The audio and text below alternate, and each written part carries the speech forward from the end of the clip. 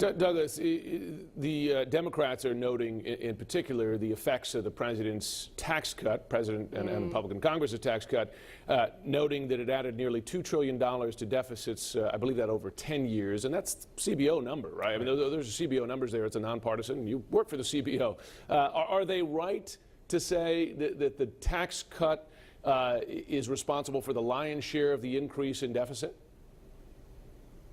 They're correct to identify that as the increase in deficit, but it's not the biggest part of our problem. When President Trump came into office, we had $10 trillion in deficits on the books. That's largely the explosion of entitlement spending with the retirement of the baby boom. The tax cuts certainly made that worse. I think looking forward, anybody who looks at the numbers carefully knows that we're going to need three things. We're going to need very good economic growth. The president's counting on that. We're going to need reductions in spending, but not just the annual discretionary spending. We need to take on the entitlement spending, and we're going to need more revenue.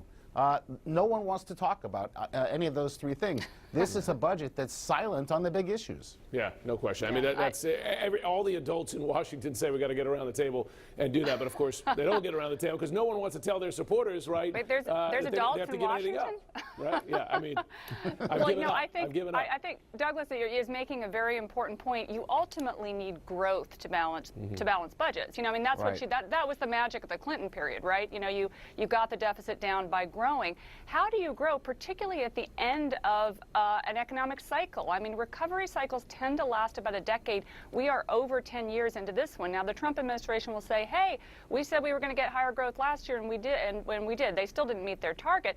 That was because of the saccharine sort of sugar high of this tax cut, which is now petered out. So this year, and certainly into next year, 2020, most economists feel we're going to be heading towards recession. Now, on the spending side, the most recent budget, I mean, you just lay it out, it traded increases in defense spending, a Republican priority, for increases in other spending programs that were more Democratic priorities there. I mean, isn't it safe to say, Douglas, that there's a lot of blame to go around? Because the easiest thing to do in Washington is to spend money, right? Not to find money to cover that spending. Yeah, it's very easy to agree to spend money, and what they did in 2018 was just agree to spend more on defense and on non-defense discretionary. But what they didn't do in 2018, which they did twice under President Obama, was pay for that increase in spending with cuts elsewhere. That was missing in 2018. What I find disappointing about this budget is that there are only two things that matter in 2019.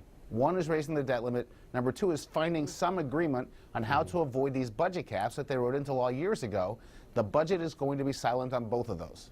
And how about debt ceiling? I mean, Rana, do you see, because again, we run into this all the time, and then there's concerns about the U.S. Debt rating and so on as they push it up to that deadline there. I mean, is this going to be a real issue as you get close to that deadline? I think that I guess I differ a little bit from a lot of liberals on this point. I think debt and deficits do matter, and I think that they matter more than ever now. I mean, we are in an unprecedented global debt bubble at the moment. There is you know, multiple times the amount of debt out there in the world than there was 10 years ago before the financial crisis. So I think that we are really at a point where we need to start thinking about the U.S. debt and deficit issues. You're already seeing in the U.S. trade war with China, you're seeing talk about, well, there could be a currency war at some point too. So this is not a time to be racking up more and more debt when we're going probably into a downturn, and when interest rates, it's unclear what's going to happen. It could get a lot more expensive to pay that debt off at some point. Douglas, I mean, you also have the trade deficit, that's a really important point. At the same time period. But please go ahead. Tell me your reaction to Rana. Look, I think this is a really important point. Our trade deficit and our budget deficit are related. Getting the budget deficit under control will help with the trade deficit. There's no question about it. But the issue with the debt is that things are always fine until they're not. And you cannot predict the moment at which things get rough. So don't run that risk. Develop a sensible plan that gets the debt stabilized. A sensible plan takes on the large majority of spending, which is over in the entitlement programs. It doesn't rely on one category of annual spending, which is going to be under 10% of the budget in the end. This is a really narrow category to focus on. It's picking a political fight. I understand that, but it's not a sensible long-run strategy. And then tell me any time human beings have actually taken preemptive action rather than wait till the sky fell. Any examples before we go? Never waste a good crisis. Just saying. Rana, Douglas, thanks very much. Thank you. New polling